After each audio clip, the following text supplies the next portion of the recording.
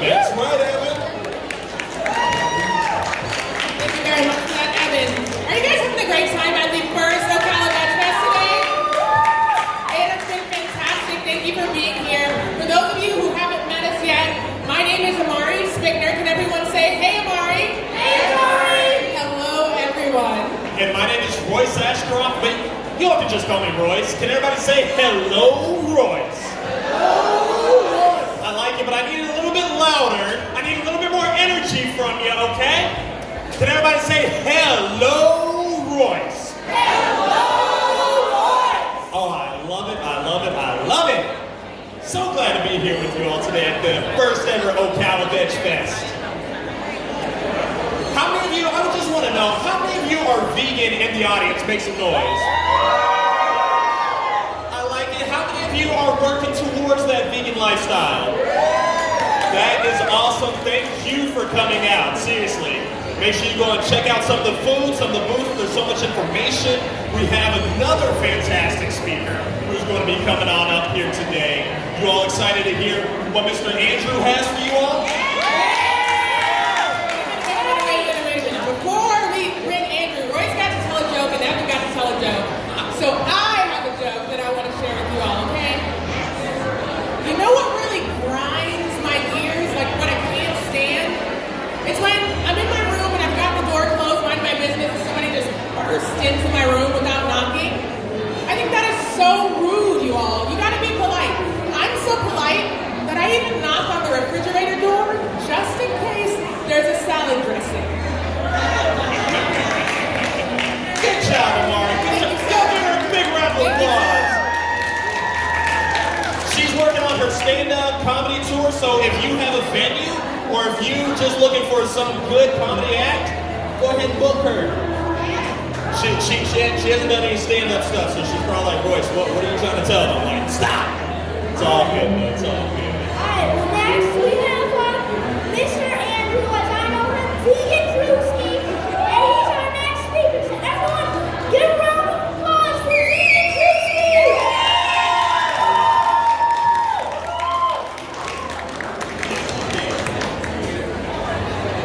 Wow, thanks for that. Hey everyone. I'm so excited to be here. Thank you for coming to Ocala's first Dutch Fest. Some people call me Dr. Nguyen because I have a PhD in evolutionary biology, but you can scratch that title. All of you out there, you can call me by my street name, Vegan Drewski. I am an animal rights activist, and if you were to tell me about a year ago that I'd be an animal rights activist, I would have laughed in your face and made a bacon joke. Yeah, I used to love to eat meat. In fact, I used to eat meat 3 times a day for breakfast, lunch, and dinner.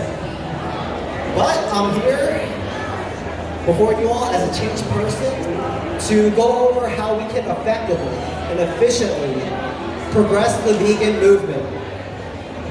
And my story is a great example and a great roadmap of how we can achieve this, because if a meat lover like me can change, anybody else can change.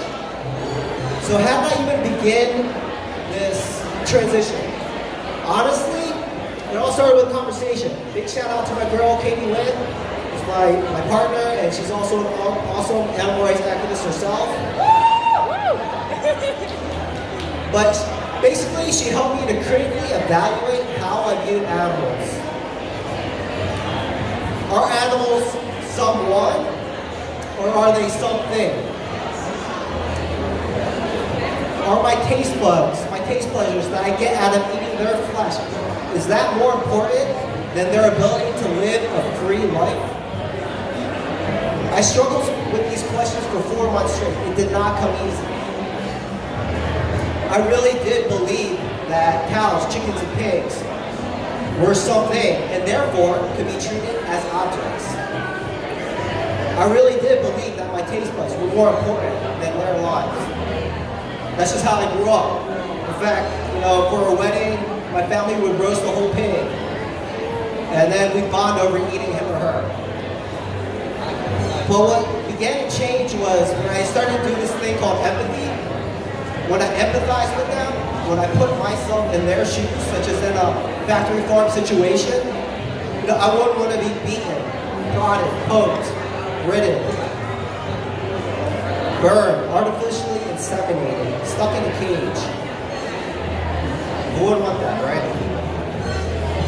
And what reinforced this idea was just hanging out with pigs at Rooterville one day. So big shout out to Rooterville and other farm animal sanctuaries for not only providing care to animals in need, but also allowing us to form a bond with them. And that's exactly what I did. I hung out with pigs at Rooterville, and what I found was that they like belly rubs too. You know? And they like ear rubs. And I thought to myself, wow, they are someone. I made that connection. Because gang, I like belly rubs too. You know? So moving forward, how could I ever think that my taste buds were more important than their lives? That inequality flipped. And moving forward, I found other food options that didn't involve animal cruelty, which satisfied my taste buds just the same. So now I'm happy to report I've been vegan for a year, a little over a year. And I thought I was doing enough to end animal suffering, but there was this really cool thought experiment that changed my thinking, challenged my thinking, and basically led me to conclude that I could be doing even more to end animal suffering.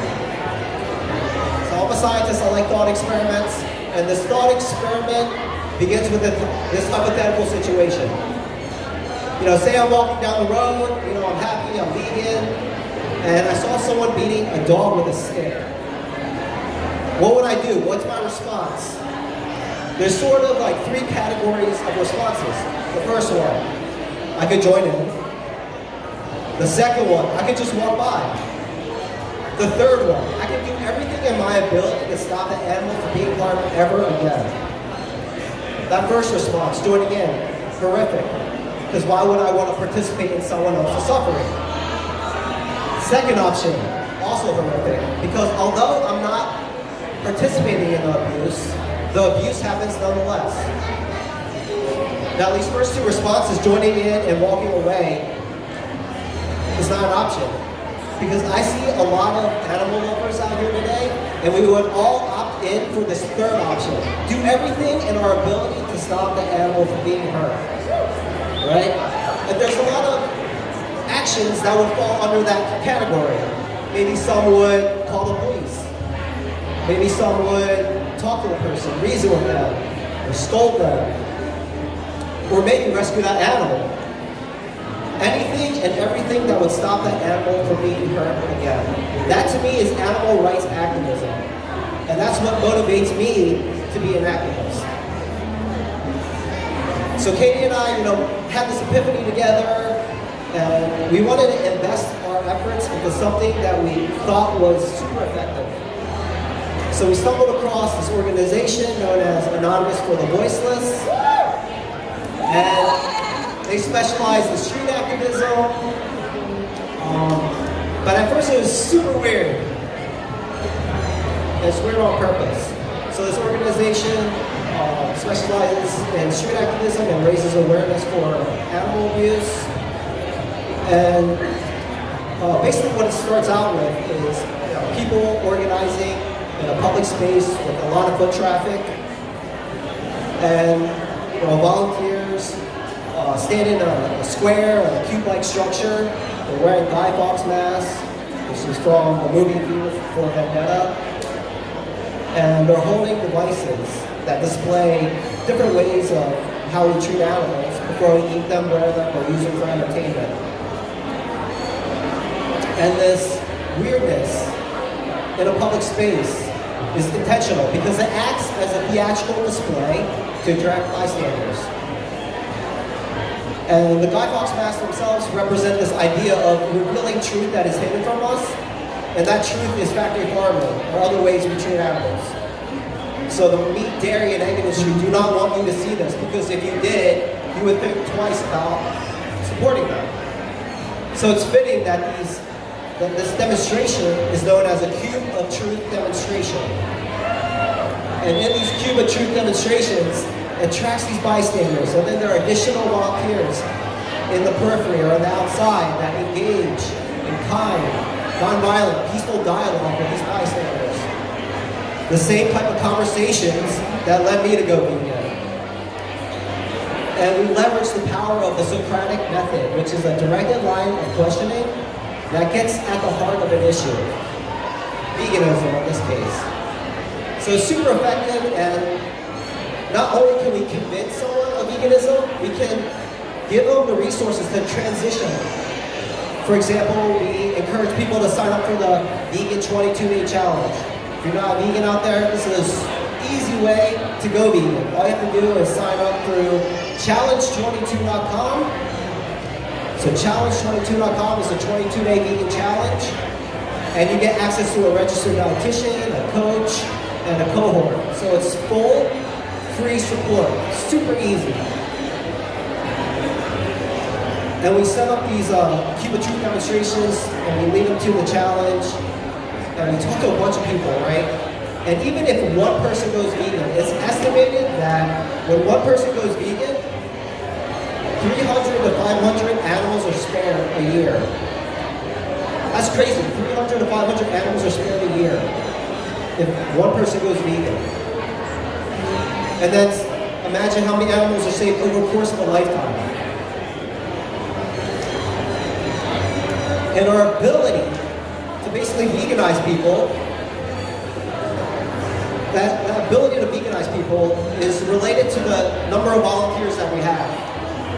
And this makes sense because when a large number of us, a group of animal lovers, animal rights activists, make a spectacle in a public space and exercise their First Amendment rights, people listen, people are curious, they want to know what we're all about. And Anonymous for the Voiceless is able to assemble these large groups because we are an inclusive organization. And those demos leverage the different personalities that we have in our community. For example, if you're an introvert, you don't have to do anything else but to wear the Guy Fawkes mask and hold the device that displays the footage. And this facilitates more extroverted volunteers to engage with bystanders and lead them to a vegan message. And it's so easy to participate. You don't need any superpowers. You just need to show up. In Ocala, you guys are central to all other major cities that operate these Cube of Truth demonstrations. So in Ocala, you're close to Jacksonville, Orlando, St. Pete, Clearwater, St. Augustine, Gainesville. So it's super easy to participate. There's no chapter here in Ocala, but if anyone's interested, I'm more than happy to help a chapter get started here.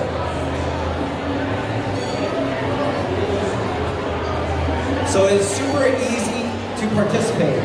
I'm personally the Gainesville chapter organizer, alongside Melena and Katie. And just in less than a year, I participated in over 40 Cube of Truth demonstrations.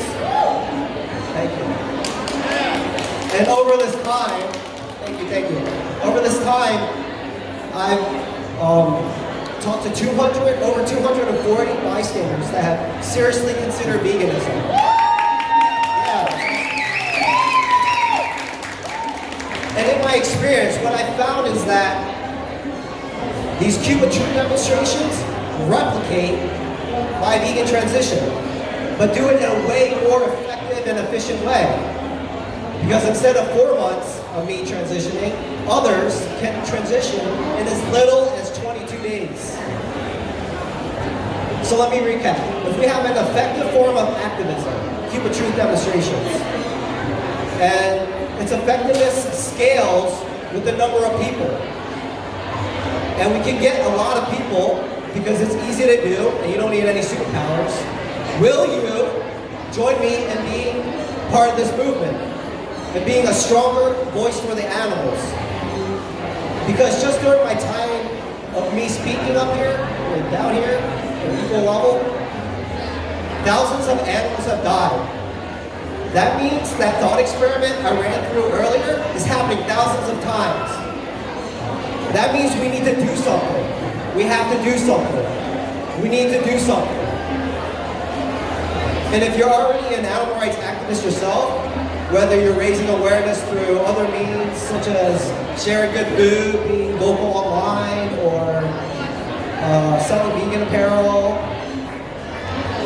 any other way to raise awareness, thank you for being an activist. And I would hope that you add Cuba Truth demonstrations into your arsenal. Because can you imagine if all of us, right here, just standing right here, joined in on the movement? What would be the consequence of our collective efforts? I'd imagine a ripple effect, because when others see the truth, then they're able to spread the truth to others. And this idea of veganism spreads far and wide. And as a consequence of this ripple effect, I'd envision a world with empty cages, empty tanks, basically empty anything that abuses animals. You know, I see a vegan world within our lifetime. Do you share that vision with me? A vegan world within our lifetime? Will you work for a vegan world within our lifetime? If your answer is yes, you know, I'd be happy to meet you and help you become more active. I also do a lot of diverse street actions, and I broadcast my street activism through an organization that I helped start. We are fighting animal cruelty together.